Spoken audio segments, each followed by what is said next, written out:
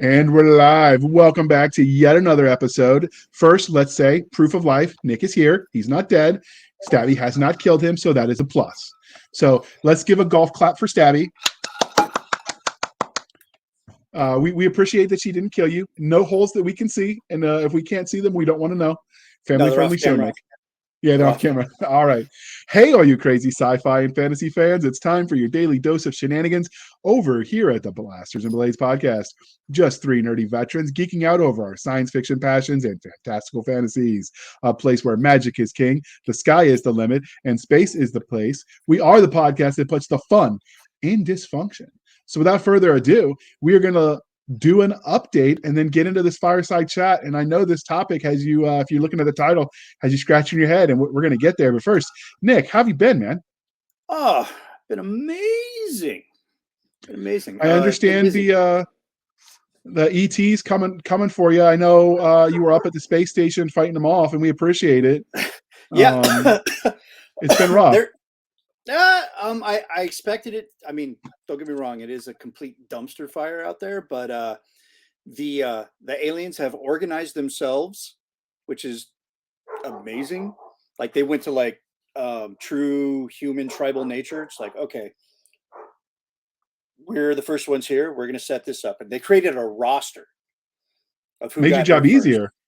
Yeah. Oh, dude, I came in and like one of the aliens came in and was like, hey, official, we made a list. And I'm like, all right, Demi, give me the list. And I look at it, I'm like, okay, so how is this set up? And he explains to me, he's like, okay, so these are family units because we know they go in first. And here's all the family names, and we assigned a number to them. And I'm like, that's freaking impressive, dude. And I'm like, all right, cool. So when we start pulling bodies to go back to the station to be processed, come up and help me out so I know who's who in the zoo, So it's been awesome. Feeding chow time, same way. Organized by we started handing out colored wristbands, and they're like, all right, we're gonna do the greens right now the yellows, now the reds, now the blues, and they come in, they sit down, we hand them out their bottle of water and their their chewy bar. I'm like, all right, cool. You do not. Okay, so first off, dear listener, these aliens are a little rough. You don't want to know what's in that chewy bar. I'm just saying it's not for the squeamish. What I really have to know though is the Space Force has been mainly. Yeah, the Space Force has been really secretive about this, and so I'm hoping you can blow a lid on this one. But how hard was Q course for the door gunner on the spaceships? Was that hard? Oh, it's amazing hard. Like I wouldn't want to do it again. Yeah. I tried, but they didn't have maternity size suits. But I'm working on it, so I've been dieting, and I'm a big fan of oxygen, and there's a part of that where they deprive you of it, and I'm not a fan of that. Not a fan. Okay. No, I like raw dogging big lung capacity filled air, All right. So when you're not, keeping the alien hordes at bay and protecting Solarian Prime, what are you working on? A little bit of everything. I'm working on a comic strip for a young reader to even adult reader, but when I say adult reader, I don't mean like mature content. It's just like it's for everybody to get people more interested into the comic book medium. It's called A Kid in a Comic. I got 11 issues right now that I'll start distributing when I go to conventions. And the link will be in the show notes because I should probably give you that link since I'm giving a shout out. I got a strip in there. It's 8x12. Dealing with my favorite guy, my main dude, one of the first comic characters I ever created that I liked, the Phantom Hawk. And you guys have heard me talk about him on previous shows. So it's a really fun collaborative effort from a lot of A-list talent in the comic book industry. So I read through it and I was like, man, it's got puzzles. It's got like a coloring portion. It's got multiple comic strips from all these A-listers from different types of genres from like action adventure to sci-fi to zombies to the superhero ones that, the ones that I like. So it's really a great what's the word I'm looking for? Well, we'll just call it a newspaper. It's really a great newspaper. Okay. So I have been working on this series with James. We've called it the Curse Brigade. We have hired you to do some of the art for the book. So it's a James came to fame, James Ward, D&D fame with TSR and the Gods and Demigods.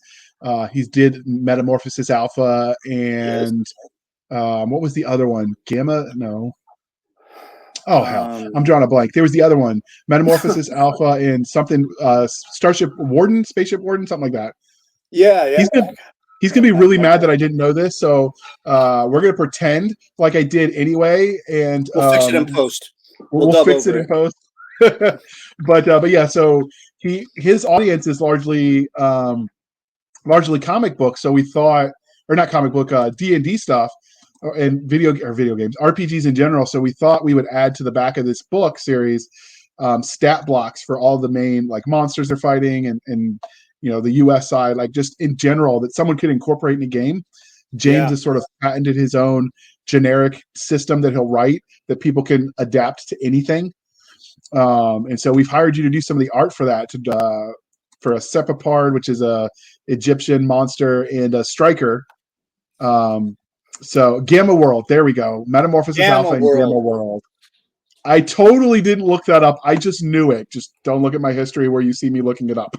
But yeah, so we hired you to do some of the drawing. Kind of excited about that. Book 1 is done. We're just waiting on some edits from some Australian friends. It gives me an opportunity to draw Egyptian undead skeletal warriors, which I've always wanted to do, and nobody ever wanted to pay me for it. So until now. So I'm really looking forward to that. And who doesn't like drawing like Bradleys and Strikers and military equipment, because it's all cool. Yeah, so we did. So we're doing that. On the book 1, we're just waiting on some edits from some Australians, because the premise is modern military unit, the Striker Brigade, circa 2004, 2005, when I was in, because that's what I know, and I didn't want to relearn all the new Army stuff. Like I'm like, I'll write what I know because it's easier. And so much changed since we got out, you and I. It's amazing. Some of it for the better, some of it not. Yeah. I think getting back to the fundamentals, marksmanship, remembering your bras, breathe, relax, aim, slight squeeze, remembering your fundamentals of marksmanship, your fundamentals of navigation, realizing that sometimes electronics break, and if you get too hooked on that stupid scope and you don't know how to iron sight that mofo, I'm just saying sometimes it goes bad.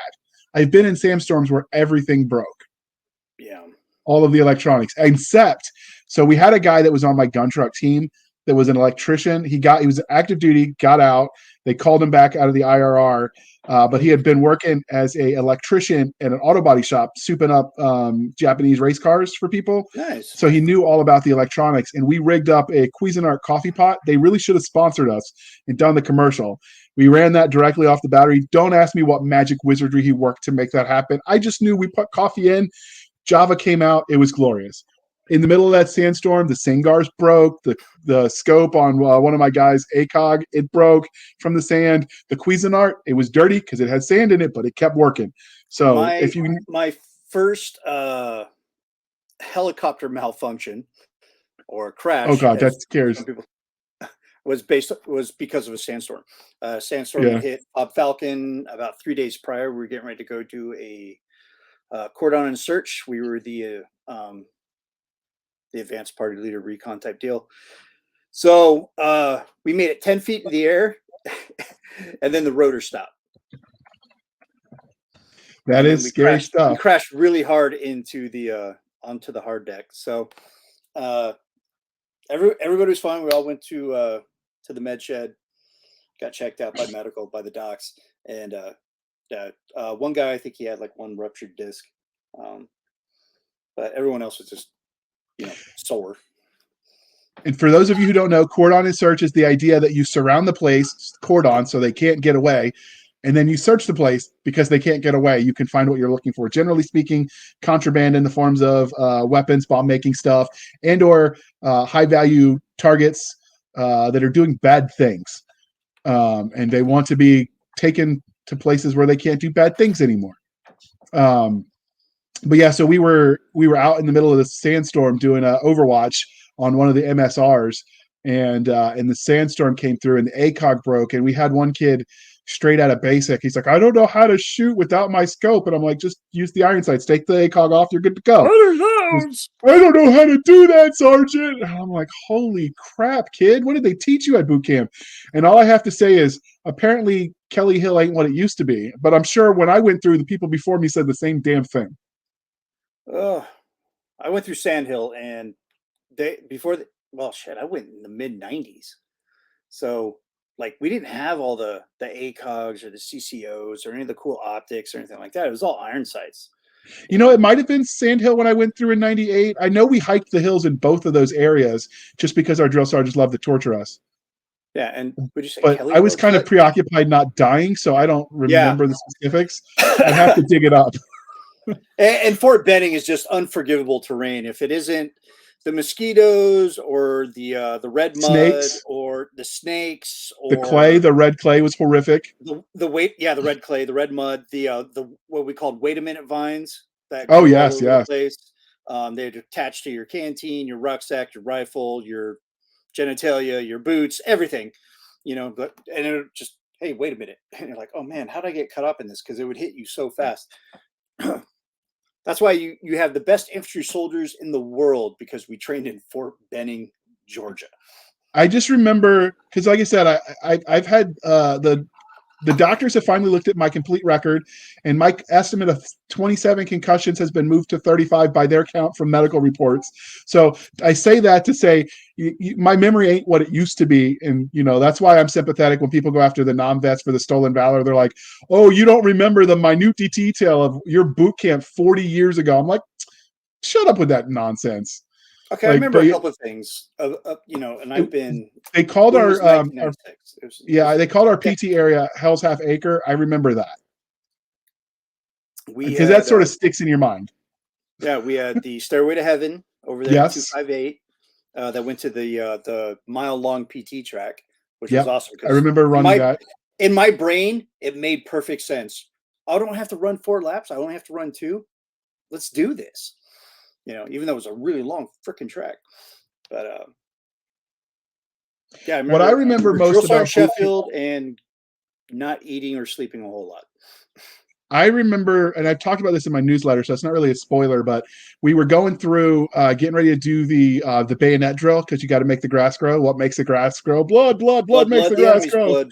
Right. And so we're getting ready to go through where they actually take the rubber ducky away and they give you the real M16 with the real knife to stick the little dummy in the tires, the bayonet course. And the drill sergeants, we still have the rubber duckies from training, and we're turning it in.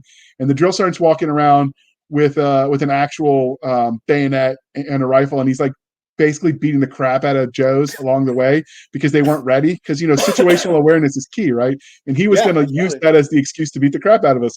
Let's just say my boot camp was a little more hands-on than most. Than it is now, not than most. That's how it was, but we all swore that we were never going to speak about that again. Right. Well, like I was the special kid when I went through boot camp. The guy that did the MEP station was not the most visually astute.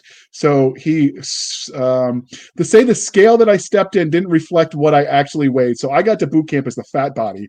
They could have, in all right, sent me home. They could have sent me home, but I became the project. They were actually about to medically say, hit the fat camp. You're not ready to start. But I did pass the starting PT test. So my drill sergeant happened to be walking through the 30th AG that day where you in process people.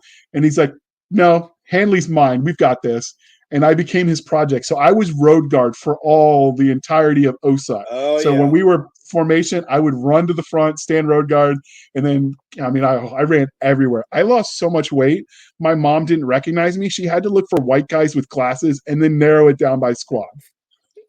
I was 22. I also gained 3 inches at boot camp. I gained some height too. Well, that probably helped you out quite a bit too. The supply did not like me very much. I was the road guard. I was in running group 3. Yes. Because my first run score on the PT test was like 22 minutes. I didn't run very much. I lifted weights, you know, and I did short intervals. I played football. I was a running back, you know, so I was heavy and I was fast. Sprints are not the same thing as running miles. Oh, absolutely not. So I had to become a long distance runner, and I'll finish the story and then we can get into the actual topic for the day. So they made me the road guard, and I puked every day for like 3 weeks until my body acclimated and I started getting faster.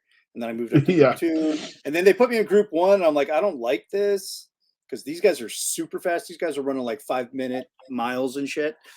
So I'm like, yeah, Part this is Kenyan for on their me. mother's side.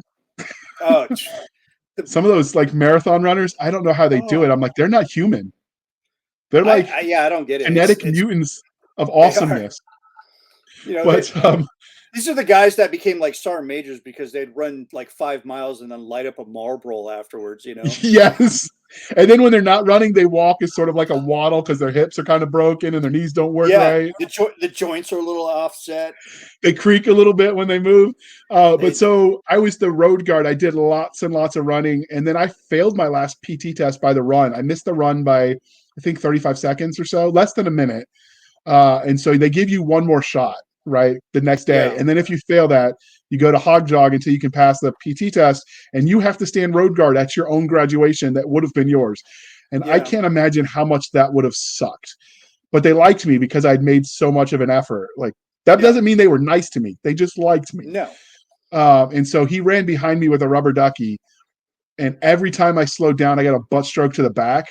My back was black and blue, but I finished with 2 minutes to spare.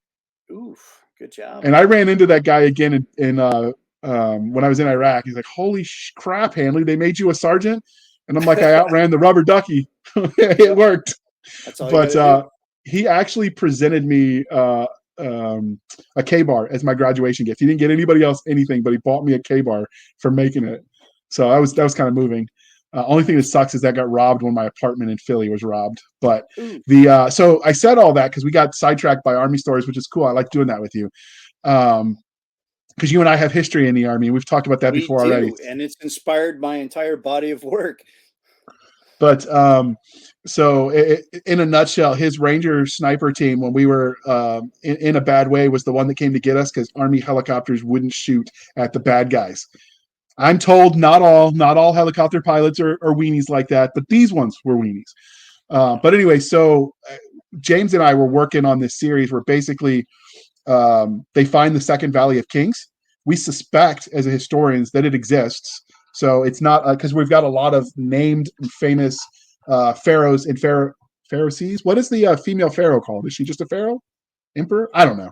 Actually, I mean, I could throw out some BS real quick, but I want to. You can't dazzle them with brilliance, baffle them with BS. Baffle them with bullshit. The NCO, unofficial NCO creed. Yeah, it's written on the back. Actually, it's written on the back. That's right. That's right. When they give you that certificate. Right, it's right next to the patch for all of those guys that did mounted ops in Iraq. It's the drive it like you stole it. Yep. Yeah, there's a whole list of them in there. It's kind of like National Murphy's Law. It's unofficial. You got to take the lemon juice and then put heat to it to see the words. Whoa! That's classified, Sergeant. We're gonna have to. Oh well, you ended up as an officer, so sir, that's classified. We're gonna have to edit that out. Oh, CIA doesn't like it when we give out their secrets. Yeah, I mean that's tradecraft from the early or the late 1700s. I mean, Ben Franklin created that. No joke. Nick and I have been around Army so long that we actually taught Baron von Steuben how to do that crap, and then we taught him how to teach other people. True story. And then I had to go forward in time to serve in Iraq. It's true. But so James and I basically posited that if they found another one, what would happen? Well, we know if they found another one, we'd put guards on it because Egypt is extremely serious, given their history, about protecting their cultural, historical icons. And so from there, we figured out what units actually operate in there. So Australians do all the time, and Americans for reasons that are explained in the first chapter of the book. And then they get sucked into fantasy Egypt. But as part of that, we started with Iraq or with the military in 2004 because that's what I knew. And I was actually surprised it worked really, really well because there were actually terrorist attacks happening in Egypt at the time we were in Iraq. America and the world was just so preoccupied with the shock and awe campaign at the time that it got missed. Yeah, the Sinai Peninsula was getting hit pretty dang hard, and it even ventured west as far as Cairo. And the names are escaping me, but yeah, the focus was on that part of the Middle East and not into Africa. So a lot of the terrorist groups, they start, funneling down. Obviously, they bypassed Israel to get through the Tabi checkpoint into the Sinai Peninsula, into Egypt proper. So yeah, everything is historically accurate, even with the time frame. But so anyway, so as part of that, I wrote what I know. James and I are on book 2 of that. Book 1 literally is just waiting on the edits. Wow, we're 20 minutes in and we're just now talking about what we've been working on. But it's been a fun sidetrack, so we think you're going to dig it, dear listener, dear viewer. And so we're on book 2. I think we're about 40,000 words in. I'd have to check. It's hard because James is working on, how do I put this politically? Screw politically correct. He's an old soul, and so he uses Windows 9 and Word 97. So I have to convert back and forth, and then like it makes the editing process a little complicated. So I'm operating off of 9 different documents that in the end we put together. So sometimes it's hard to track what actual word count I'm on. But yeah, he's working with the technology that he knows. I mean, luckily with the Word 365 subscription, like I can manage, because it can go back and forth, but it can be a little bit confusing if you didn't have tech friendly people in your family to help fix the inevitable glitches that come along with that back and forth. Right. But so we're working on that, and we hired you to do some of that art because it's going to go in the back, and then we're thinking once we've be awesome. We figured so it's going to be like if you watch Sliders, where they'd hop dimensions, we're going to have them hop Pantheon. So they start off in Egypt. James wants to go to Greece next. I was thinking the Vikings would be kind of cool. The Norse gods. So, we just got to look at the map of the globe and see what makes sense. But yeah, so as part of that, we figure every time we finish a Pantheon in a region, we'll like bundle all those game stats and we can upload those to like Drive-Thru RPG and whatnot as well. But as part of that, we wanted art for all of it. So we hired you, which is going to be exciting. I'm kind of stoked. If you find your way into like the Hindu pantheon, that'd be awesome because they got some sweet gods. Well, they were leaving Egypt. It's possible we could go the way of Alexander the Great and go that route. I mean, the Macedonians had some interesting stuff too. Oh yeah. I'm leaning heavily into James's knowledge here because, like I said, he wrote the literal book on the gods and the demigods. Right. My history knowledge, I studied colonial American history, and not because I love America, but it wasn't because of that. My bachelor's degree was in ancient and medieval, which is a very wide area. To go farther on that at the master's and doctorate level, you have to speak the foreign language of wherever you're studying. And I'm not so good at the languages. I was infantry for a reason. And so they're like, well, if you major in American history, all you got to do is speak English. Like, I think I can handle that. Nailed it. I've been preparing my whole life for this. I took Spanish in high school. I'm in. I took Spanish in high school and I couldn't roll my R's. So they sent me over to the German language department after 2 years. German is easy to say because you just got to sound like you're about to spit on someone and you're very angry and you can sound German, but you still got to roll the R's for part of that. Languages aren't my thing, man. So anyway, so I studied colonial American. So like this is all outside of, my expertise. Nailing it. It's fun though. So that's what we're working on. Hopefully we'll have that to you soon. I'm hoping book 2 and into book 3 and have book 3 done this calendar year. Picking up the word counts. I had to adjust some medicines and deal with the head injury. Unfortunately, one of the medicines that I was taking is post-Rona world ceased to be available. This is what we found out when one region has all of your manufacturing. Bad things can happen when bottlenecks happen. And a lot of industries found that out, that what do you call it? It's not parts delivered quickly, just in time supply chains. We found out exactly how flawed that is. And so the new medicine they put me on was causing all kinds of brain fog. And I'm finally can think. You were actually right when you told me that I can get around that just exercising more because you can clear the brain fog that way too. And it's been working. Mm-hmm. I'm actually at my smallest I've been since 2018. So that was exciting. I had my first piece of cake in a year because it was my celebration. And now my next celebration, I got to lose 20 more pounds to get under 300. But yeah, it's weird what happens when you start hitting the gym again. I had to do it because they kept us in the, anybody that had convoy escorts that had the track record my unit had was considered mission essential. So they gave us cortisol shots in the knees to keep us in the field because we got banged up every time you ran the vehicle off the road. Who knew car accidents were bad for your health too? Right next to the bombs. That did go on the recruiting posting, Nick. I don't know what they were thinking. Iraq was bad for your health. Yeah, my rank was bad for your health. And then you get the letters from the VA. It's like, you might have breathed in toxic slugs. Come talk to us. I'm I'm like, like, great, there's no just what I might have need. about it. I absolutely did. And I put it on my my VA claim. Yeah, have you ever looked at your like Kleenex after you like it's like black and moldy? I'm like, I just don't want to think about it. Oh, I'm sure I got stuff in my lungs from like 2004. Yeah. You know, So that's trying to work its way out. the health is on the mend, so I'm sort of ecstatic. I'm getting my word counts to where I haven't had them since I first started.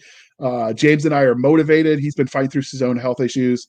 When you live to be 157, I mean, it takes a toll on your body. Takes a toll, yeah. Um, Ask Yoda. uh, I mean, that dude yeah, I lived mean, it 900 just well, years. he actually aged very well. Oh yeah, but But I so understand why he just laid down and died because some kid was asking him a bunch of questions. like, are And we there yet? Over and over again. Like, I'm sorry, Luke was uh, a little bit of a jerk. He I needed to oh, be bitch slapped. I'm sorry. I try not to cuss not on this show, not my but favorite character in the Star Wars universe. I just like reading about the everyday. Like I'm a big fan of the everyman, so I like reading about like the stormtroopers. There were a couple fan made films about that took the old Civil War trope, brother versus brother, and this Yeah, one guy, it was a fan, like his girlfriend joined the rebellion, and he's a stormtrooper, right. and they both end up dying in the same battle, not realizing it. And this fan, Lucas Arts, made him take it down, but Uh, I like that everyman story because it could be you, right? Like I love that. well, I mean, I'm a huge Wedge and Tilly's fan, Yeah, so yeah. all the Rogue Squadron books, I was a huge fan of those. And You know who I my was so favorite character is? who? Given that I ballooned up after I got hurt and all the cortisone they gave me, are you going to guess who my favorite character was? A Gamorrean guard. Porkins. Oh fuck it! I'm sorry. No, I Porkins. can hold it. Oh, Yeah, that guy. he did not hold it, but No, didn't they put he it? did not. I think they He put him went out in like a Rogue champ. Squadron. No, but he had a good victory. I think they put him in Rogue Squadron, and well, obviously he lived in. No, I'm sorry, Rogue One when they Yeah. attacked Scarif. Why do I know I'm that? just that hit me in the feels. Like, I'm a recovering fatty, so but it hurt my fat, large little soul to see that Oh, it poor hurts. guy go out. It hurt me about But 3 years ago when I put on a lot of weight and I start growing a beard and I'm like, oh my god, I'm Porkins. yeah, they actually some of the fans of mine took that image with him, and they put an avatar of me on this face of Porkins, and I'm like, ooh, message received, people, message received. Um, so anyway, but we're a half hour in, and we need to get on topic. So before we do that, we're going to go ahead and just play the sponsor, which we appreciate you sponsoring us. But I'm going to show the commercial, and then because it's very visual heavy, when it's done, for those that are listening only, can you give us the rundown about this Solarian Prime? Are you showing the trailer, the video? Yeah, it's the So, minute video you gave us. oh yeah. It's gonna give you a once Well, hold over on. of We're going what. to show it to him, and then we'll talk about it. Okay, I'll talk about it afterwards. All right, roll that clip.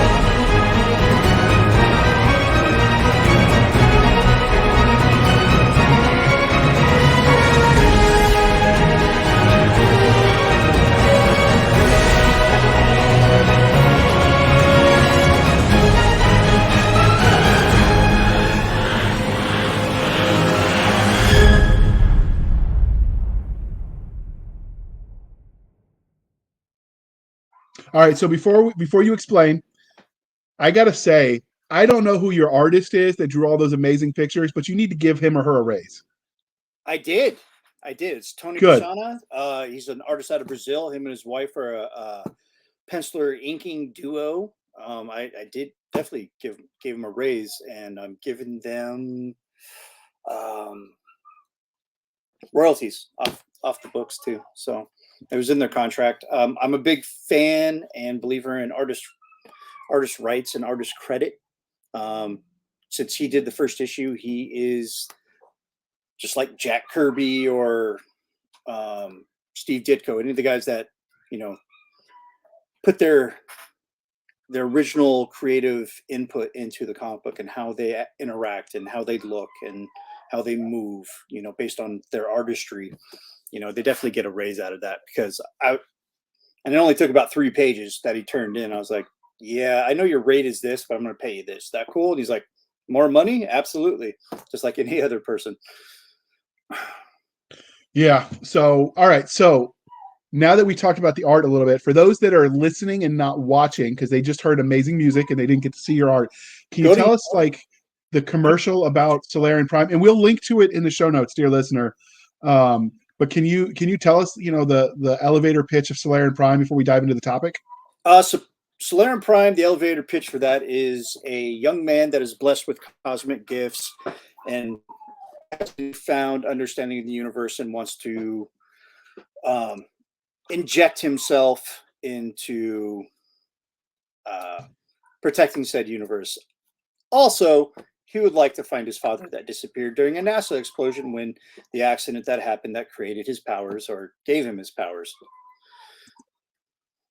So for those of you that are that are listening, and they're visual only, we actually did an interview, I want to say season 2 back in October, about Solarian Prime. So I will find that YouTube link and the podcast link, and I will go ahead and share those as part of the show notes, so you can go back and listen to that episode if this intrigues you. If you're really digging comics, or you know, you're a fan of Nick's and Apogee Comics, like, I think, you know, we want to support that. The comic book industry, and we won't go political, but they got bogged down in trying to talk about the world as it is now in their left or right political ideology, and they forgot the rule of cool, and that, you know, nothing matters if the story sucks. And so they lost their way, and then they started losing the competition against manga and anime, and it could be turned around. What's that guy that did the comics that made $1 million? He's a friend of yours. Oh, Eric July. Yeah. Yeah. I mean, he proved that the audience is there if you just, you know, you don't pander. And he made $3 million. Really, the whole point is, especially for Apogee and a lot of these other independent creators, is make entertaining stories. If you have any political leanings, they should be subtext, not rammed down your throat. So it should just be a dash of what social commentary you're trying to make. It shouldn't be the main thing. The character-driven stories are always the ones that are going to sell. Why do I care about this guy? Why do we care about Wolverine? Why do we care about Cyclops? Why do we care about Batman? Why, you know, the list goes on and on. We all know why we care about some of these characters, and you know, and I think that's something that a lot of storytellers in the industry are missing, is that we don't care anymore why this character is going through this. You know, they don't give us enough information or enough story to care. And that's something that a lot of us independent creators, which outside of manga, we're the ones that are crushing the mainstream comics, the big two, you know, because we're giving stories of heart. And so that's what they're interesting stories that, you know, involve all of us. And one of the things that we'll say, when because we stay apolitical on purpose, because I don't care if you're, you know, commie on the left side or whatever the right version of that is. I don't know. Weirdo. Fascist, I don't know. I don't know what they call everybody on the right now. Could also be a left-leaning ideology. So anyway, geopolitics aside, like, even when I agree with you, if you get preachy, like, I'm a libertarian. Anybody who's listened to me talk kind of gained that kind of laissez-faire approach to things. So when Sword of Truth by Terry Goodkin, like, he was speaking an ideology that resonated. When he got too preachy towards the end of that series, even though I agreed with him, I stopped reading, because, as I like to tell people, if I wanted to be preached at, I'd go to church. I read books to escape and enjoy. And that's as close to politics as we'll get. And I will say, the reason I mentioned that is comics have realized that too. A lot of the independent creators, which is why they're independent, and they say, you know, if we don't preach at people and we just tell fun stories, we can revitalize the dying industry and compete against the manga. Yeah, I've turned down jobs with DC and Marvel just based on the writing team. that they wanted to attach my artwork to, and I was like, I'm not going to do it. I'm not going to do it. But I will work for Independence every day of the week and twice on Sunday because they have stories to tell, and they're not preachy. They're not ramming left or right. They're not ramming their political ideologies down your throat. They just want to make a good story. Action packed. You care about the character, whether he lives or dies. The villains are awesome. And that's the good thing about story. If you have, like, you and I could read the exact same. So we were talking about this in the pre-show with you and your buddy analyzing movies. You and I could watch the same movie and read the same book, and you and I can come away with totally different interpretations completely different takeaways. Because the reader, the consumer, they bring themselves and their own baggage with them when they read, when they consume, and that flavors things, right? And so, someone that comes at Star Wars, for instance, with parental abuse issues, they might side with Leia and Luke because Darth Vader was a jerk to them. Someone that has seen anarchy run amok, they might sympathize a little bit with the Empire, just wanting to make sure the trains are on time and that the good order and discipline spreads the universe. I say that flippantly, but your baggage affects how you sort of interact with them, right? Well, I mean, if we're talking about Star Wars, there's a reason why the 501st Legion is more popular than the Rebel Legion, because everybody wants to be the bad guy. Everybody wants to dress as. But were they the bad guy? Were they, Nick? It depends on your point of view, just like Obi-Wan said, from a certain perspective, from a certain point of view. So we're seeing the whole Star Wars saga through the eyes of the rebellion. Of course, they're going to see everybody. And I'm just saying, like, any 12, any like one jump, like one tour Grunt could have planned a better battle than some of what we saw. Like Hoth, come on now. Oh, dude. That was tore up from the floor up. They needed better NCOs. All I'm saying. Yeah, in the future, the NCOs suck. Artillery for the Empire. I mean, oh my God. So, like, from the first time I saw Star Wars, I liked the Stormtroopers. I thought they were cool as hell. Yeah, they couldn't shoot. And they bumped their helmets, on doorways and stuff. But I thought they were the coolest looking characters. And I felt like I got peer pressured into liking, the rebellion and Luke and Han. Don't get me wrong, Han's cool as hell. But, because he was the ladies' man, he was the smuggler, he was the scoundrel, he was the gunfighter. He had the most witty banter of everybody, and Luke was just a whiny little girl. Throughout most of it. So I like the Stormtroopers. I like the bad guys. I like the villains. I thought they were more intriguing than the heroes. I think so too, but that's just a sign that the universe initially was in depth. It was rich and vibrant, which is what you're looking for. So speaking of rich and vibrant, that changed and evolved as new creators came in. So the first problem with Star Wars, and we'll use that to transition to the actual topic. The first problem with Star Wars is everyone wanted that dealt with the world, that added content. They wanted to write about Han and Leia and Luke and Darth and the big ones, right?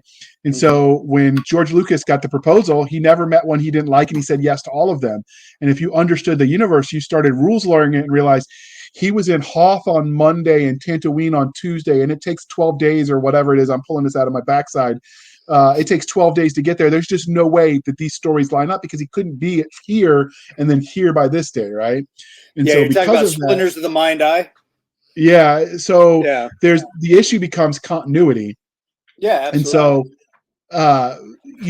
the universe had to evolve when Disney bought it because they couldn't keep everything. Like, we can argue till the cows come home. You and I both have opinions on how they handled it when they got it, but they couldn't keep everything because it just didn't line up, chronologically from a historical canon perspective. So, don't even get me started on that stuff. But the change is what's important because one thing that happens to every universe in every medium is you have to adapt or you die, right? Stagnation is death. And so one of the things that you wanted to talk about today, because you're pretty passionate about, is how comic books have realized and superheroes have realized that they're not getting a lot of little kids right now. So they've evolved their way they tell stories to appeal to a more mature audience, hoping on the back end, I'm sure that they can, catch the kids, the younger generation and pull them along too. So when you mentioned that as a topic, what are your thoughts on how that happened and what we're seeing? And we'll sort of go from there. Um, I think it probably stems from the growth of the young comic book reader back in the day. Okay, so a little quick history of comic books. Soldiers used to read them during World War II. They were considered disposable entertainment, and you had a myriad of genres from Western to the superheroes that we know now, like Flash, Superman, Batman, Wonder Woman, Green Lantern. Original Green Lantern was Alan Scott, and it was magic based, but we won't get into that. You know, but it was entertaining, and it was something that just it was quick entertainment. It was like a lot of the TV that we watch today. It was something that you could just be entertained for a short amount of time and disconnect from what's happening in your reality and just kind of get involved with these heroes, these stories. All right. So we move on, and then we get into Batman 66, which is the campy Batman, Alan West, Burt Ward. If you've never watched it, you've lived under a rock. Go check them out. They're entertaining in a very whimsical sense. But as I guess as society grew darker, I wouldn't say darker, but definitely got more serious. The comic books got more serious. We started getting guys like Neil Adams drawing Batman, who's a legend, and he wanted, because one of the nicknames for the Batman is the Dark Knight, so he focused more on that. So we got this darker hero, this this Avenger type guy, this vigilante. He really just kind of like got into the street level, in the dirt, in the mud, in the sewage, or if you will, and fighting crime. And then we get into the 80s. We get into Reagan and the 80s and all that political arena and our Cold War with the Russians and organized crime and just so much going on. I grew up through this stuff, same as you, JR. So like it seemed every time you turn on the news, there was something violent going on. So our heroes evolved. Those stories evolved inside the comic books, but they still kept it kid friendly. But as you grew up through that, like I'm getting ready to turn 45, and I've watched. Not only did I grow up with these heroes, but these heroes grew up with me. They matured. You got a little bit more in depth into their psyche, into their animus, and who they are, and what makes them tick. One of the greatest Batman stories I ever read was The Court of Owls, written by Scott Snyder and drawn by Greg Capullo. It really kind of goes into the psychological trauma of Bruce Wayne / Batman. That's awesome. Frank Miller, who you know through 300, the movie 300, and the comic book 300, he used to do Daredevil, and he did an art called The Man Without Fear, which was like the subtitle of Daredevil. Every Daredevil comic would be Daredevil, Man Without Fear, but he got into the more grittier storytelling with Matt Murdock and Foggy and Karen. He brought in a lot of mature themes, but it was still kid friendly. It was just enough, So like what the publishers started realizing is that we created this audience back in the day, and they're growing and they're still into this hobby.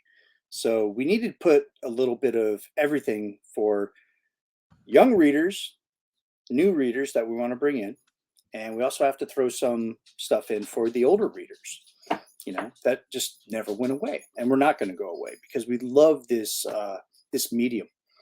We love the artwork, and the artwork progressed. Like if you look at something drawn in 1938, like Batman era, compared to what we're dealing with now, the detail has gotten amazingly better.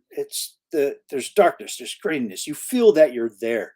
Like you can almost smell the dumpster in the alleyway.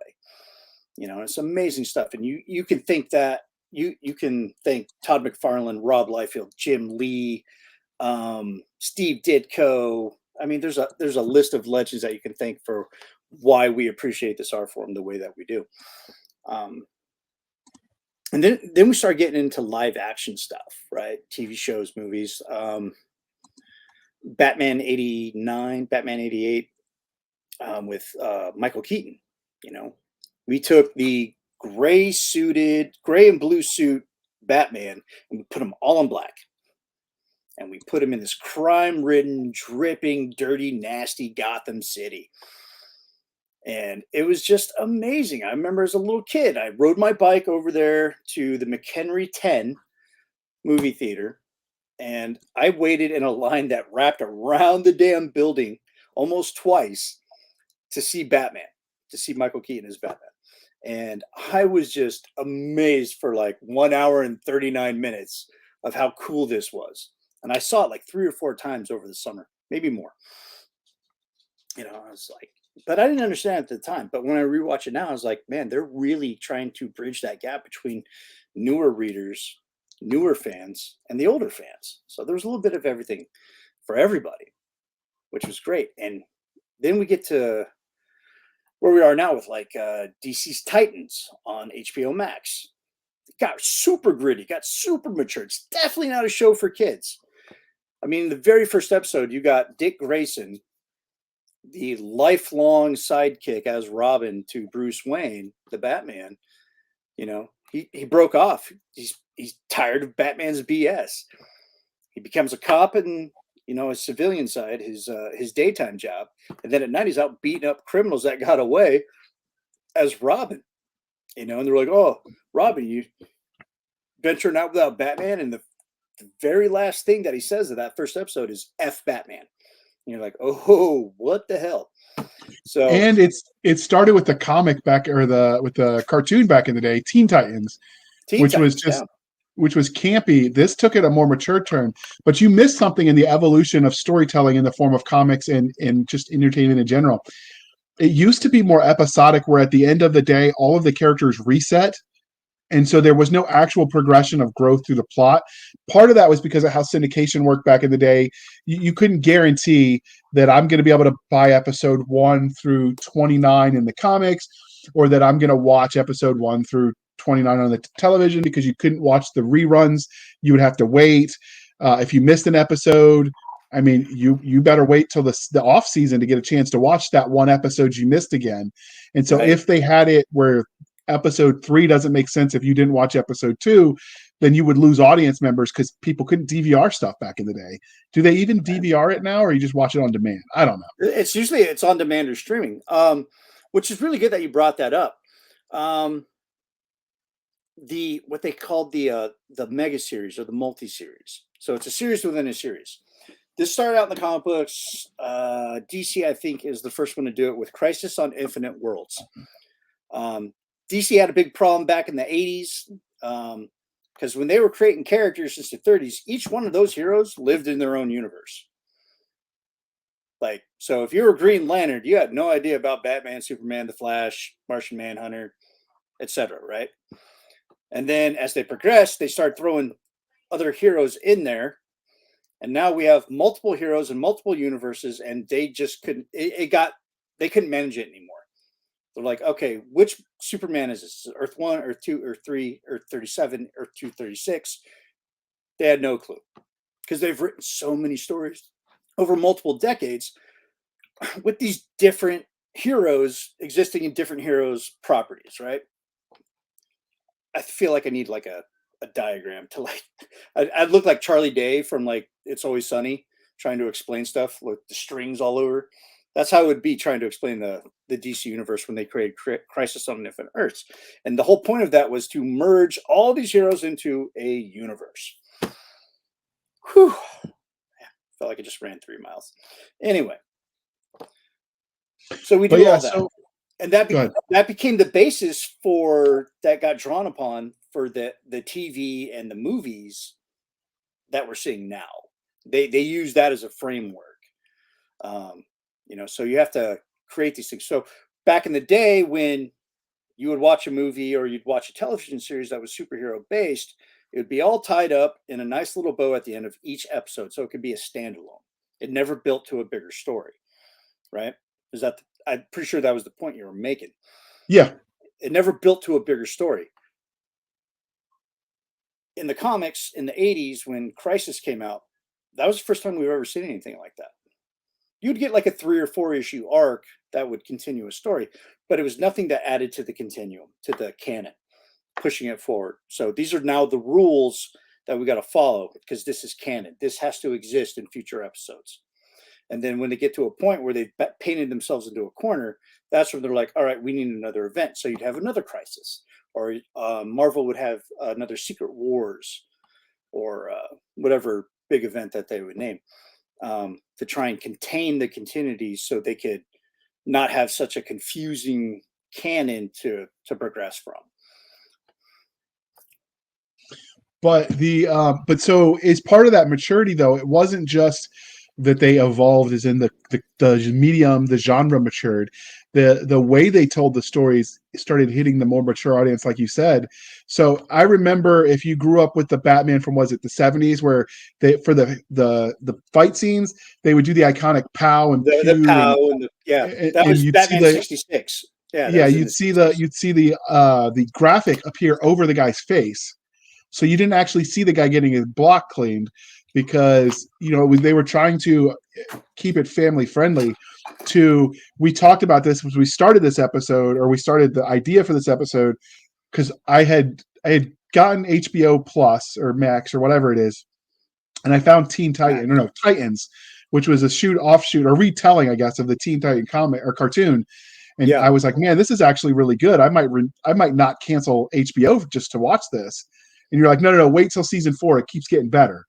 And so as I'm watching this, it's so dark. I'm like, my son likes comics. I could bond with him. And I was telling you about that. And you're like, no, you don't want to watch this with your son. Because you and I was like, yeah, about this. So you and I talk, and you know the situation with my kid with his special needs. Right. And I avoid that on the show because of his issues and his safety. But so because you're aware, you're like, he likes comics, but this is not the comic related stuff for him. And so I'm watching this and I'm like, holy crap, this is grimdark. It's good, but it's grimdark. I mean, the lighting and everything is so grimdark that you can't so watch. gritty.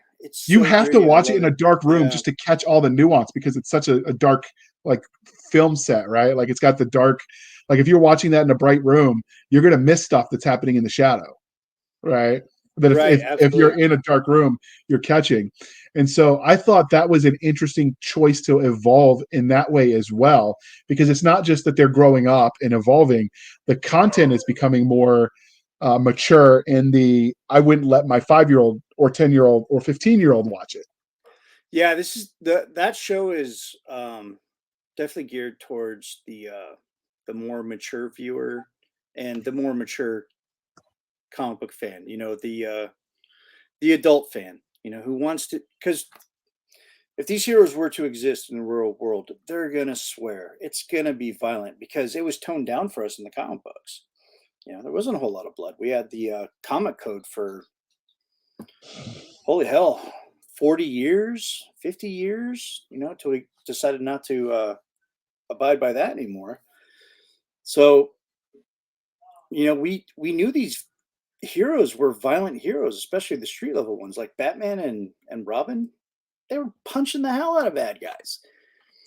But they had one flaw. Punching the hell out of guys. In the beginning, the flaw was always they were so unwilling to kill at the end that they faced the same guy over and over again. Now, part of that was because every episode reset, but it became part of their thing, like it almost to the point where it bit them in the butt as the series matured, because they kept that part of their character, and they said, okay, if I let all the bad guys go and I just keep sending them into the legal system, which in Gotham is corrupt as hell, spoiler, I guess, what's the result of that? And the result was, because of the universe, the laws they built around it, they did keep facing the same guys because the system was so revoking that you had the revolving door of injustice, I guess. And so they covered some of that and they showed what that looked like, because one of the bad guys they faced, who was the guy that was the soldier who became a killer assassin? I'm drawing a blank. He was one of the main bad guys in season 1. Death Note, maybe? Is that right? No. Quit talking. You're screwing me up. Oh, you got to be kidding me.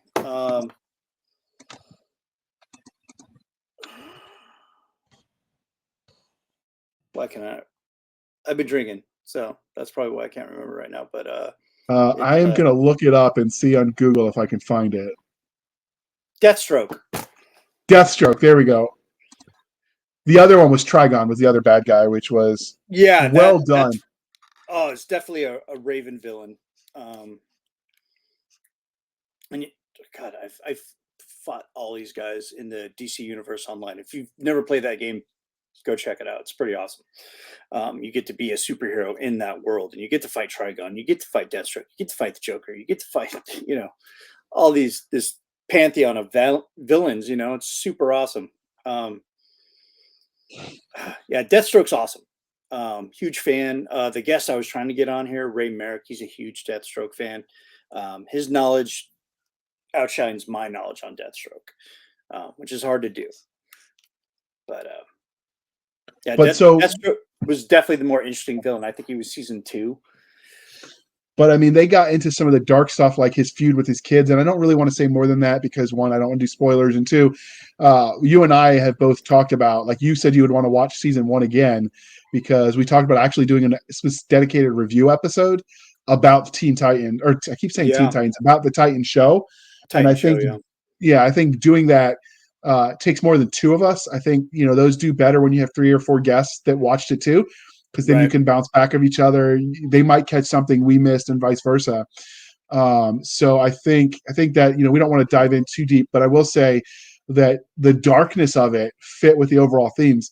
Are there other shows than just Titans where you see some of that darkness creeping in, some of that grim, dark reality?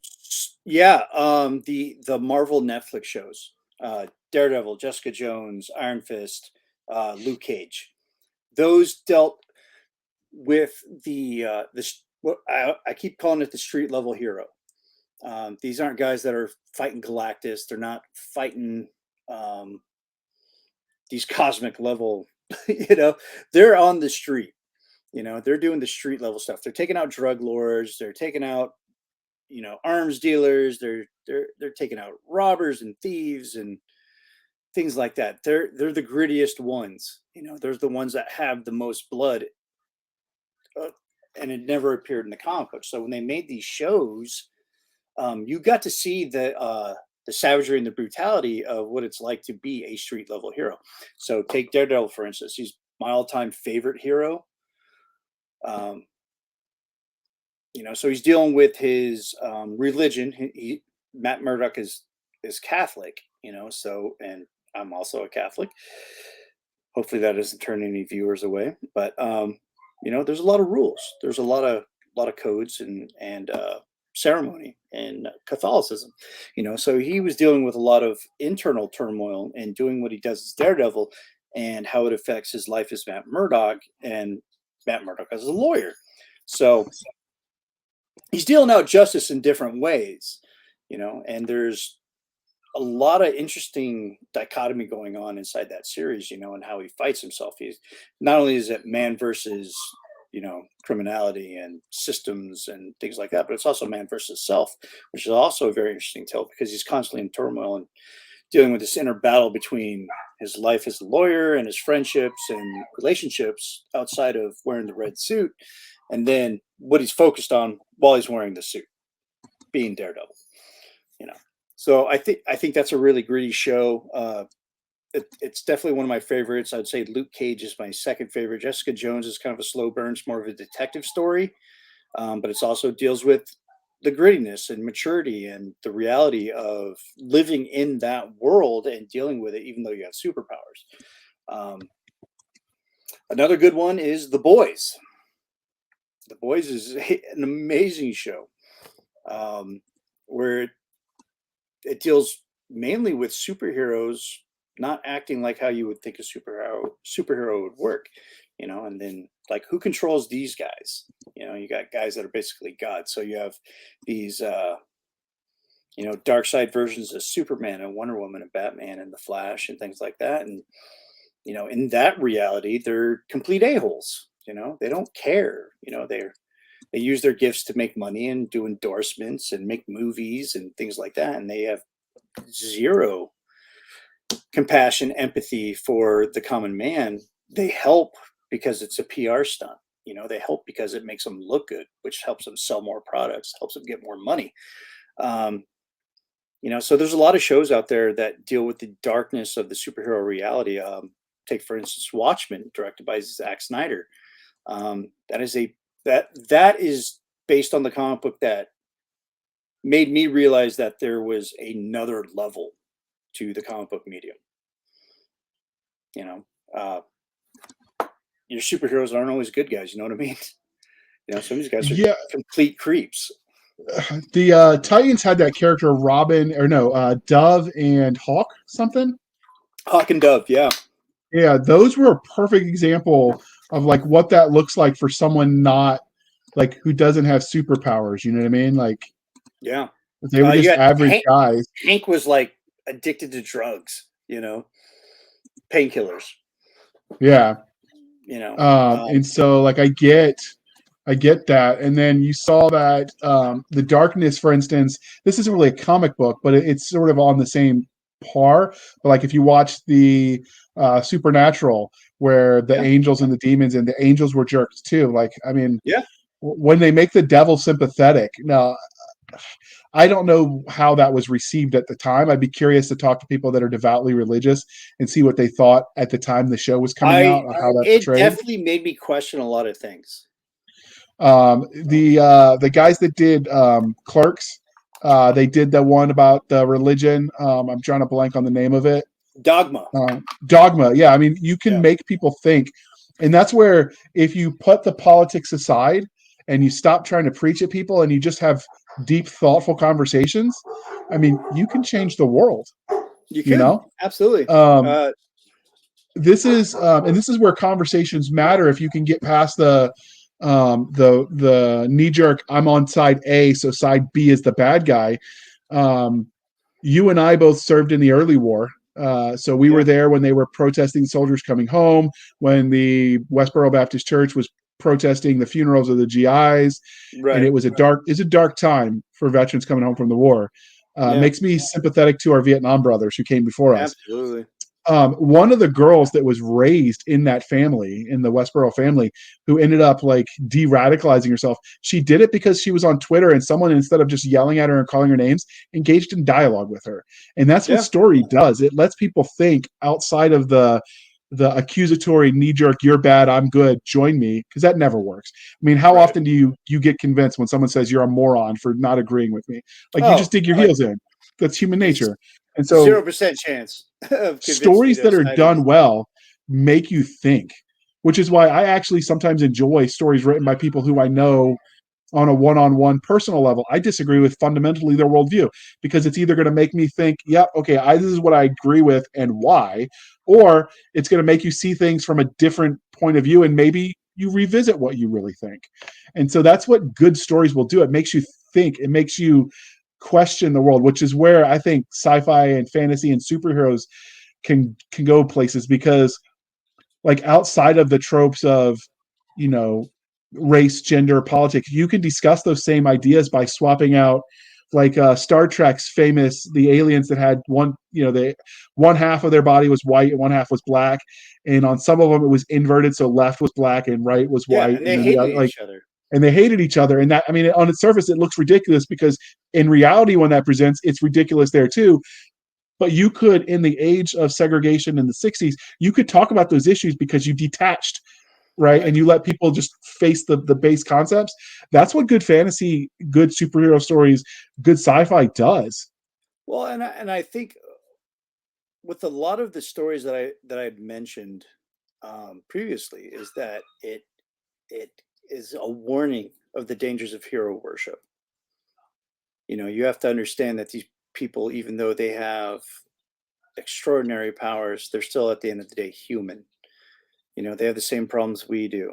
And I think that's what I love most about a lot of the storytelling from the mid 80s up until now is these creators and these writers have really just hammered down, hey, it's okay to love these guys, but they do some pretty vicious stuff. You have to take the hero worship out of it, and think for yourself. Um, just because they do great things doesn't mean they're not possibly Flawed. bad people. Flawed. Yeah, absolutely flawed. And I think from when Watchmen came out, and I don't remember the exact date when um, Moore wrote that, it was definitely about the flawed superhero. And now we've got all these copycats. Everything's derivative. I mean, I've seen so many movies and comic books based on a what if Superman went evil, type scenario.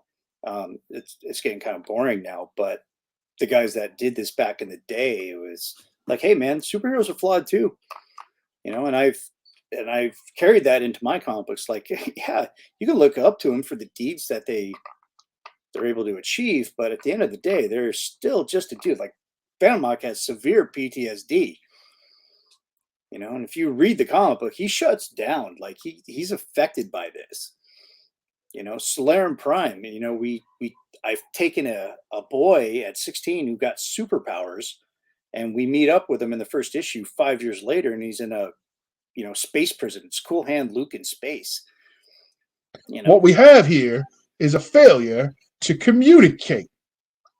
Yeah, and I tried to get that line in there, but I guess they all disagreed, and they're like, "Nah, it's too much on the nose." And I'm like, "All right, cool. So give me a derivative. Give me something like that." And lawyers, they ruin all our fun. Yeah, and nobody wants to get sued. So, well, you and I and Doc know this because when we were rebranding, our first rebranding effort ended up encroaching on, I think it was BattleTech, and so we got the cease and desist order. Luckily, they're lawyers, and I'd have to dig it up because it's been 3 years at this point. But luckily, their lawyers were like digging what we were trying to do. They knew we weren't like intentionally, and it's something that was out of circulation, so they were only doing it to protect stuff they might want to bring back, so the IP doesn't lapse. But they actually helped us find names that weren't going to get us sued. Yeah. That's what I was going to say. Just boiled down to us changing the name, and that happened to a character I have called the Cardinal. Is that I ran into some IP disputes, and they're like, "Well, you can't have it as the main title." I'm like, "All right, cool. Then what?" They're like, "Well, just name it something else and never refer to him as the Cardinal." And I'm like, throughout the entire book, he's like, "No, just on the cover." I'm like, "Oh, I got that. Crimson Guardians, boom, done." But and that gets into some complicated issues. I actually suspect part of the reason everything is so derivative is because the houses, one, they want to market on nostalgia, right. Because the people that are feeling nostalgic have the money, to burn, and then two, I don't think they want to share proceeds with creators. So, like, you work for Marvel, you create, we'll call him Jim Bob Joe, and he becomes a bestseller. He becomes the Joe Dirt of our time. Right? Oh, that means any action figure, any movie residuals, all of that, you're entitled to a cut. Now, if they have you write Joe Dirt instead, because that somebody else owns that IP, they don't have to share any of the loot with you because you're writing an existing franchise. So instead of saying, hey, let's make a new superhero, they're like, well, I know. What if we make Superman from Mars instead this episode? Well, I mean, according to copyright law, you could create a character called Superman or Batman or the Flash or anything like that. It's completely legal to do. Now, however, if you start encroaching on the business of those three characters, they'll start, coming after you, and and they know that because they're a big conglomerate. They got like WB behind them, so they'll blind you in paperwork, even though you're in the right to do that. So I could tomorrow create Batman who looks like a bat. Not a cape. He actually has bat wings. I mean, I could draw one live for our audience, but most people don't do it because why? Why do you want to invite the fight? Exactly. You don't want to invite the fight. So I've been in 3 intellectual property disputes, and they've all been resolved with a conversation with the opposing creator. Hey, man, what is your guy's powers? Well, he does this, he does that. Okay, cool. That's completely different from my guy. We can share the names. Not a big deal. And so that's actually something we've interviewed, friend of the show, Walt Robillard, who also owns a comic/gaming company. I don't think he does comics so much anymore, but that's one of the things he's talked about is you have to sue them though, because one, you have to protect the copyright. You're not just being a dick, not being a jerk, but the other part of that is, you cut down on piracy. If they know if I come after this guy, he's going to make my life a living hell. That you're less of a mark, I guess. And so some of it is just business posturing, and you have to do that, unfortunately, or they're going to rob you blind. And, there are some people who don't think creators should be paid. I fundamentally against that. So they're like, oh, it's digital IP. I should be able to get it for free because I'm not stealing a book. I'm just reading a digital copy. I'm like, well, they never take that to the next logical conclusion. So you let's say everyone, if you're downloading it, you're not buying it from me, who shelled out the money to have this thing created. Right. And so their argument is, well, I'm not stealing the actual print copy. You can still sell that. The counter to that is, okay, so enough people steal digital copies that they don't buy it, then what? Well, then I don't make enough on this comic book that I can have this as my day job, so I have to get a real job to pay my bills. Well, now I have less time to write, so I'm writing slower. Well, now I'm not selling as many. I can't afford to hire the best artist, the best colorist, the best typesetter, the best, insert parts of the trade. And so quality will kind of suffer, and then you'll be like something like a Wattpad or a Royal Road, where people are literally complaining to the narrator or the creator for not having professional quality content for their free book. And I'm like, well, he's not making any money. He's not spending money to edit this. And people don't they don't think if this, then what? And you end up with some of those problems. Right. But back to the comics, they did think, if this, then what? Because they realized they weren't catching those young readers because the market had evolved. And so they started servicing the adults. And what we got is plots that evolved with the times. And I think that's going to be interesting to see where that plays out and what that does to other franchises that might follow suit. Are there any comic related specifically franchises that you think or you suspect might go that way? The darker, more gritty, mature. Well, I think they, with Titans was always a kid friendly book. It was the sidekicks, and then when they turned it into a mature audience's TV show, I think that's probably as far back as you're going to go. You took the most kid-friendly comic book and darkened it up, matured it up, made it for the more mature readers that had been reading Teen Titans since the 80s when it came out, when Dick Grayson came out as Nightwing and, was leading the team.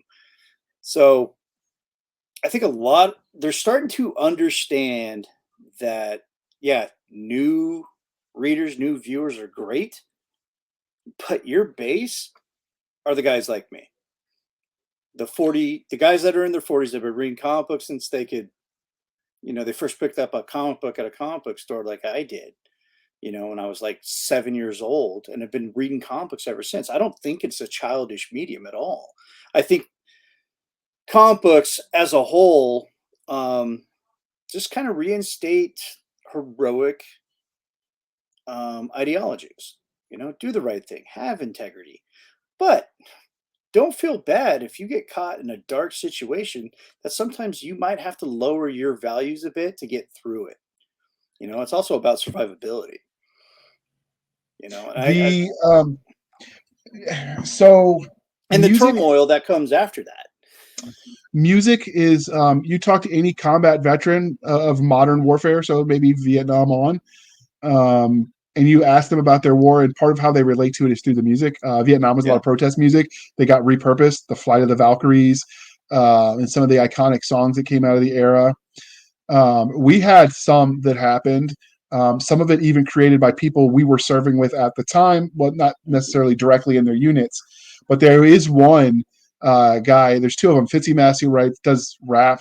He does a birthday message for the Marine Corps every year, which are funny. Mm-hmm. And Tyler J. Satfield, who did the EAS song, who publishes this Tyler J, which got him in trouble. It became like it reached the commandant's desk because nice. Of how that played out. So he had a line in there. One that speaks to me is, "I'd rather run over an IED than ever have the BC speak to me." But another one of the lines, and I can't remember if it was Fitzy Mass or if it was Tyler J, that had about that was that you have to let go of those morals and those ethics so you can kill more efficiently. Mm-hmm. And that's just the reality of war. And so on the one hand, I grew up on G.I. Joe, where at the end of every episode, nobody ever died. Nobody could hit a target. Man, their NCOs needed to do a better job. Blue lasers and red lasers. Yeah. Right. But one of the things that Yeah, and knowing it's half the battle. But they always ended it Jerry Springer style with that, and my good message of the day, so they can kind of layer that on. They realized that that audience grew up, and they had to move that. You know, morals are good, but reality is gray area, and they took the stories there, and so you start to see that. Like, I think DJ was it something Freeze, like he was a bad guy. I think he's Marvel. Mr. Freeze. Mr. Freeze.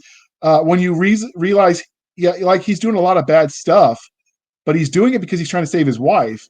Yeah, and suddenly, even the bad guys, like it makes sense, right? Like when you just do the mustache twirling villain, I think the story market, the readers are past that. That's not good enough anymore. Why is he twirling his mustache? You know, right?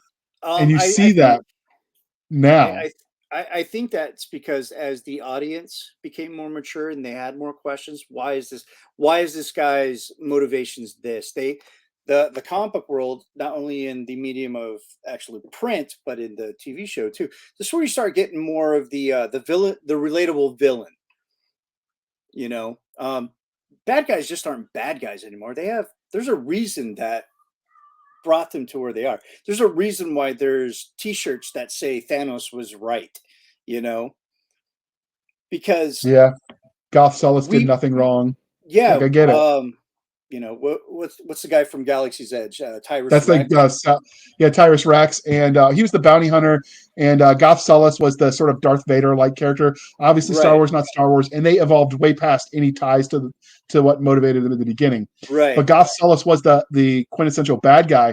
But a lot of the readers, like, they related to that, and so that was the running joke. Tons of posts saying Sullus was not wrong or Sullus was right. Goth Sullus did nothing wrong. Thanos did nothing wrong. Although Thanos, there's some flaws in that thinking. Like, if you can snap and make everything different, why not just invent more food and the resources? Why not increase the resources? Mainly that's because of how, it's on the premise that human beings and any other type of humanoid alien out in the cosmos all operate under the same ideology. That if there's more resources, we'll just consume more. But if we reduce the people, then maybe we'll adapt to the limited resources. Maybe it's like bringing back the evolutionary scale. You know what I mean? Yeah. We need an apex predator was basically the idea to thin the herd. Well, I mean, we got a lot of stupid problems that we invent for ourselves in today's society because we don't have saber-toothed tigers running around picking us off. You know, don't at me with the accuracy of saber-toothed tigers being around when humans were. I don't care. It's just an analogy. Deal with it. Have some whiskey. You'll be better. But that's the thing. We've advanced as much. We advanced so much as a society, I should say, that we've eliminated a lot of life-ending, life-threatening problems. But human beings strive in adversity. We strive in conflict. We strive in our own annihilation. You know, so we have to create problems for ourselves to make us feel whole, I guess, to make us feel like complete within a society, you know. And that's a lot of things that I deal with my books too. It's one of the stories I'm working towards. There's a political philosophy that I studied in college because I was a history, English, poli-sci triple major because I just couldn't commit. And one of the things was the idea that hard times create strong men create good times create weak men, and weak men create hard times. And so it's just that essentially that circle of life. And we've reached a point where people forgot how good they had it. I didn't realize how sheltered we as Americans, and I look at the metadata on the podcast. I know most of our audience, like 90% are Americans. You don't realize how good you have it as an American or anyone really in the first world till you go places like, you know, the sailors that did the Haitian ops. Like you look at Haiti or some of the African countries or Iraq, Afghanistan, the Middle East in general, like you don't realize how good you have it until you see the rest of the world. And I think that shades how we look at stories too. Well, I think the mature comments can force mature comics in storytelling can actually force people to accept, hey, the world's not so simple. It's not so easy. I mean, the poorest person in America today is living better than the Rockefellers did in the 1920s, better than the kings of England did in the, you know, every time past that. Like we forget how far we've come. Oh, absolutely. And I see that in my day-to-day life at work, especially recently. I'm not only prior to this job, I was a world traveler with the United States military. I've been all over the world twice, met every man once, that whole little rhyme. I thought I had a really good understanding of the world. And then the world decides that they want to have an intergalactic or an international Kager on our frontier, on our border. And I talk to these people. I'm not a gruff, aggressive person. Like I have empathy. I believe in law and order, but I also have empathy. So I talk to these people as best I can with the, limited language barrier that we all have. I'm talking to people from Senegal, Angola, Afghanistan. I talked to them today. It was a 5-minute conversation trying to figure out which language they spoke. Was it Uzbek? Was it Pashto? Was it Farsi? Was it Arabic?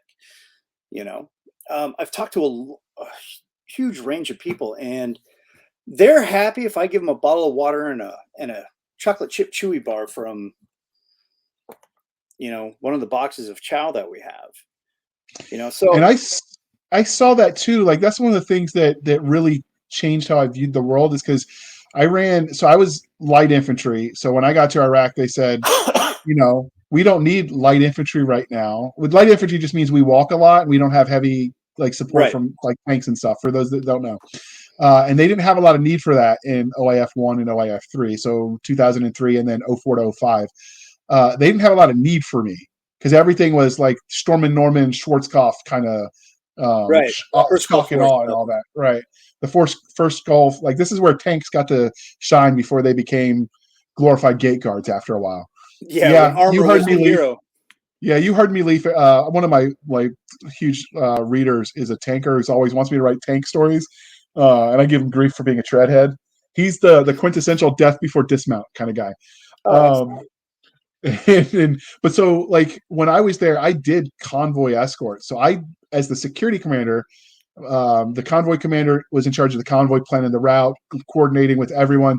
Security commander was exactly what it said. I protected the convoy, and if crap hit the fan, I could in theory relieve the convoy commander and take over. You don't, because you still have to live with them when the shooting stops, right? Unless they mess up, and then sometimes that happens, and you they die, or they die. It happens too. Then it doesn't matter. But as part of that, like I interfaced with all the TCNs, the third country nationals, and so they were like from not Afghanistan, but they were like from Pakistan and Turkey. A lot of the India. And so some of the good food. Oh my god! One of the Turkish guys tried to get me to marry his daughter. I'm like, I'm already married. He goes, it's okay in my country. We're good. You should come to America, be your second wife. I'm like, district in Baghdad. I had a guy offer me his daughter. Yeah, I was like, okay, first of all, cool. She's over 18. However, I'm already married. She's beautiful. No disrespect to you or your family. I don't want to get beheaded. But I'm already married. He was like, same thing. No, it's totally fine in my country. I'm like, yeah, but when I leave here, I'm not coming back unless I'm ordered to. And I don't want a second family. And I don't think my wife back home is going to agree to that. Yeah, but so as part of that, you realize like that clash of culture. I've actually liked that some of these new writers that and some of the comics that you've exposed me to, because before we started, podcasting together, I just picture books, whatever. Like I thought comics were for swine. kids. Right? I knew you and Doc looked down at me as the pictured book, dude. No, but I mean, like I just always assumed comics are for kids, right? Like I grew up on the Bazooka Joe and the Bubblegum comic. I mean, there were some funny one-liners, but like it was kid stuff, right? I don't think you've read Court of Owls yet. I've suggested that multiple times. That'll change. Comics are an expensive hobby to get into. For a book have 2 copies. I will send you one. All right, outstanding. We'll make that happen. I have 2 copies of Batman Hush. I will send that to you as well. Those will change your life.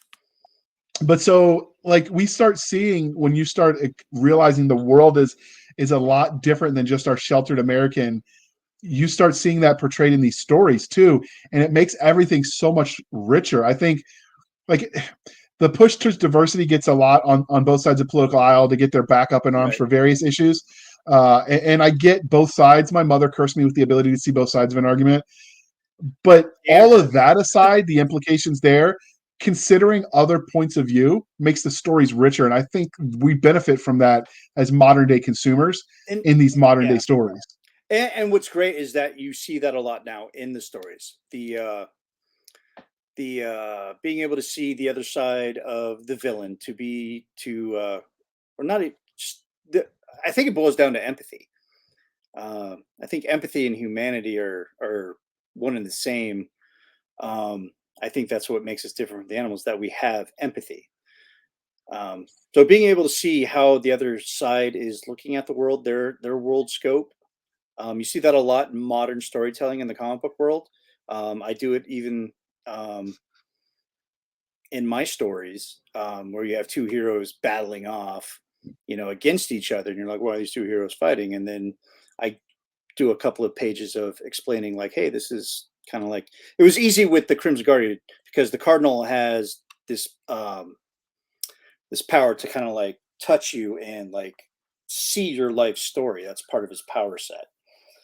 So the guy that he was, throwing dukes with 20 seconds earlier, he just decides, you know what, screw this, why am I fighting this guy? And he creates that connection and sees that this guy's been through like some trauma. And there's one of the panels is like, you see this stoic hero with a tear dropping down his eyes and going, I'm sorry that life has been cruel to you. However, stop fighting me because I'll kill you. Yeah. So we're going to wrap this here. We're going to put a pause in it because this conversation could go on. We intentionally stay apolitical, so we hope in dancing the line of that while we talk about some issues that do touch on modern culture. We hope we dance that line enough not to offend either side because, like I said, my mother cursed me with the ability to see both sides, and I think both sides have some points about the modern world that are worth considering. I think we both pride ourselves on rather arguing. We'd rather have a conversation. Right. So with that being said, what are your thoughts, dear listener, dear viewer, on the way comics and storytelling in general is evolving? In some ways, it's getting grittier, darker, more mature. Are there violent. Any properties? Yeah, more violent. Are there any properties that sort of encapsulate that the best that we didn't talk about? Maybe we haven't heard because we're always up to read new stories. Are there any topics you want us to talk about with the new Fireside Chats? Because we've realized as a podcast, Nick and I were talking about this in the pre-show, that we've almost let the guests that we interview define the show. And I love doing those interviews. They're fun. I find all kinds of new stories. I meet all kinds of great authors. We're never going to stop doing that. It's fun. I've read so much being part of this podcast that I ever had previously. But we want to do more than that because absolutely. Nick and I are creators in our own right. He tells stories now because I've dragged him into the short story world. Him and I wrote a zombie story together, which I think you're going to really dig. We wrote the Santa story together. Like I'm dragging him into the written word as well. But we've got our own products to sell. We've got our own opinions about stories. And I think as long as we keep it to our promise at the beginning from episode 1, season 1, that we are focusing on things from the users, from the reader, consumer, whatever, and we don't talk about the craft because neither one of us are selling well enough, are making enough, are producing quick enough that we're any kind of experts on that. Let other podcasts do that for you. I'm not interested in that. I'm interested as a nerd myself who reads the books and watches the movies in talking about that stuff. The caveat there is that even though I don't make a lot of money making these books, I have made some great fans, people that are patient and willing to wait 5 years for the next issue and email me all the time. I've made an impact, and I think JR's made an impact too on a select few. And that's what I've always thought. Like if I sell one book, I feel like John Grisham, and if I created a story and a character that people remember and are interested in and can't wait for the next story to come out of that character, then I feel like I've done my part. So I didn't say that to denigrate us because I think I get the letters, the Reservist I wrote for the Galaxy's Edge has a little bit of a cult following.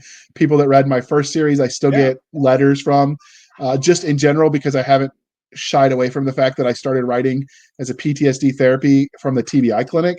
And so other veterans just like you who went through some shit and is trying to figure out how to live in the world after that.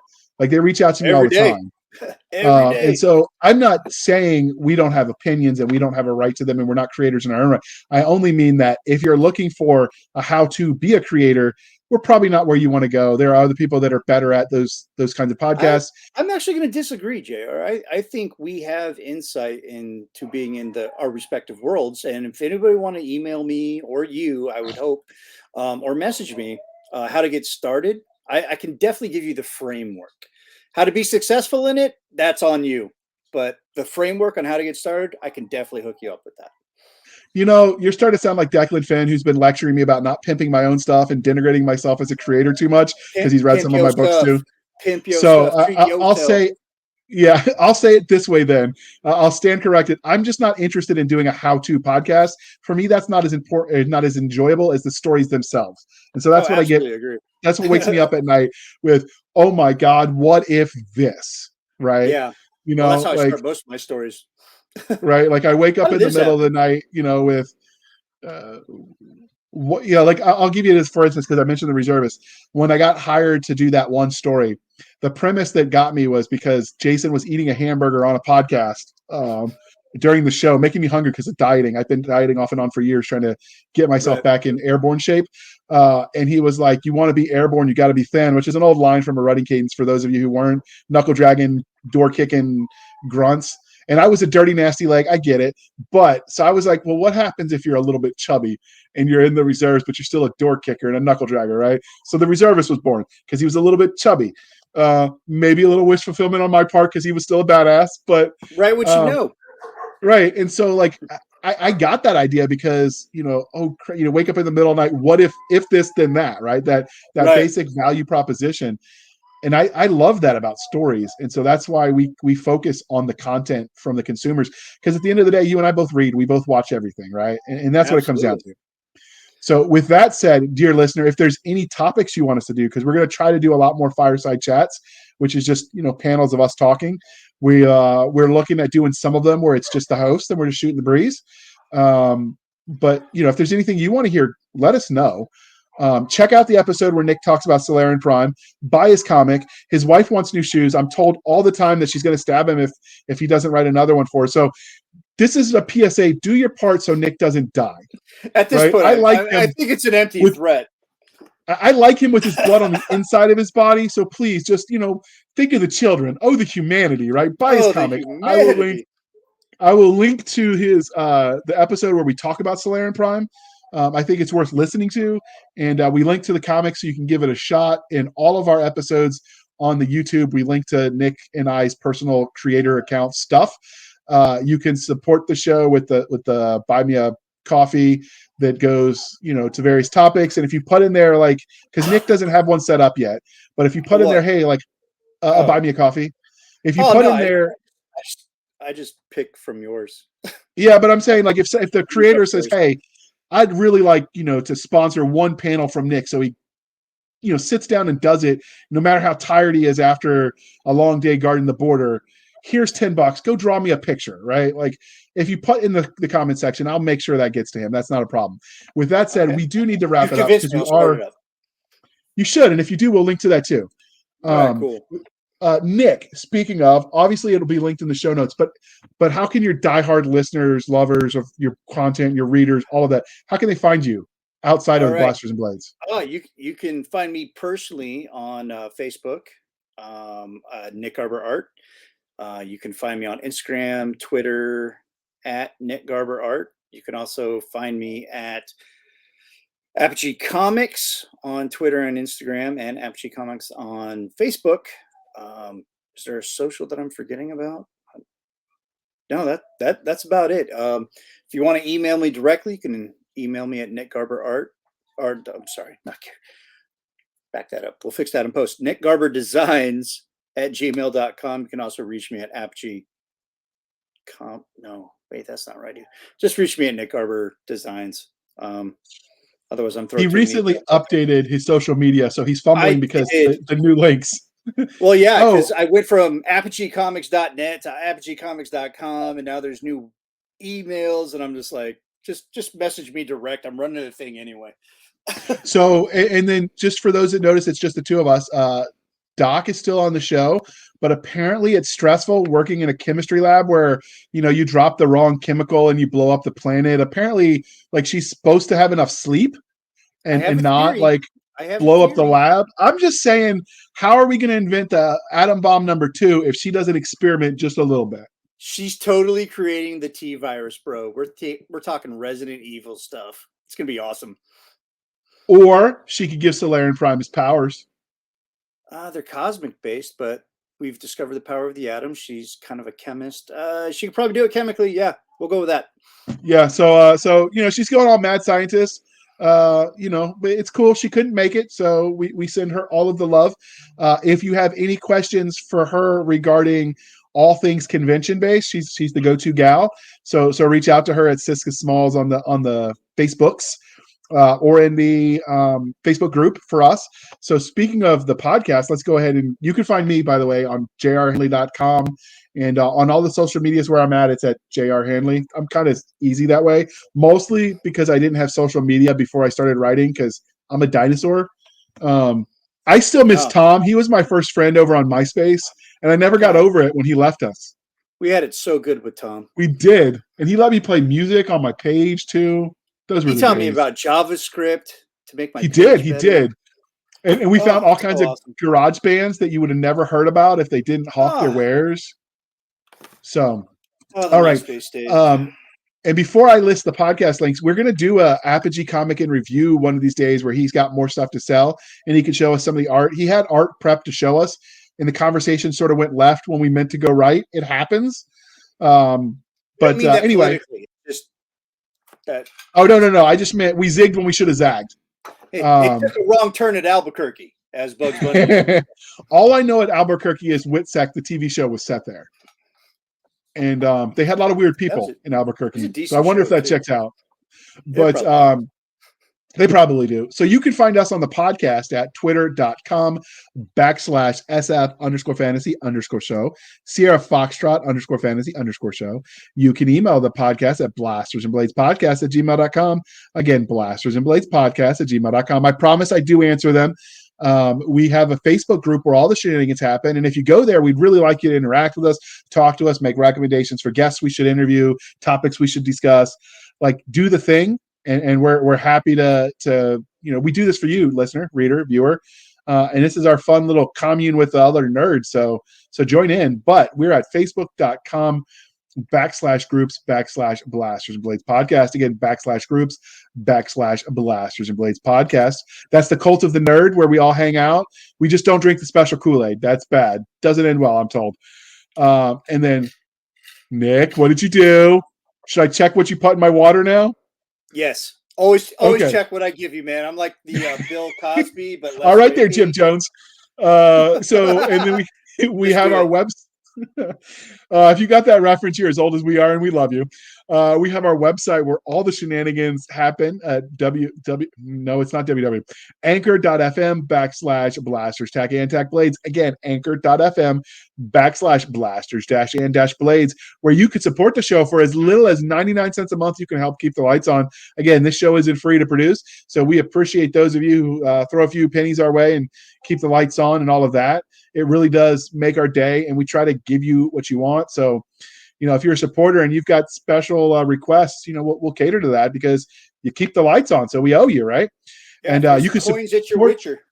Absolutely. And you can support the show more directly at that buymeacoffee.com/author J.R. Handley. Again, buymeacoffee.com/author J.R. Handley, where you can support the show more directly. Be sure to put in the comment section that it's for the podcast. And I promise I will keep my co-hosts, Doc Cisca and Nick Garber, duly caffeinated. They will drink until their liver and heart explodes.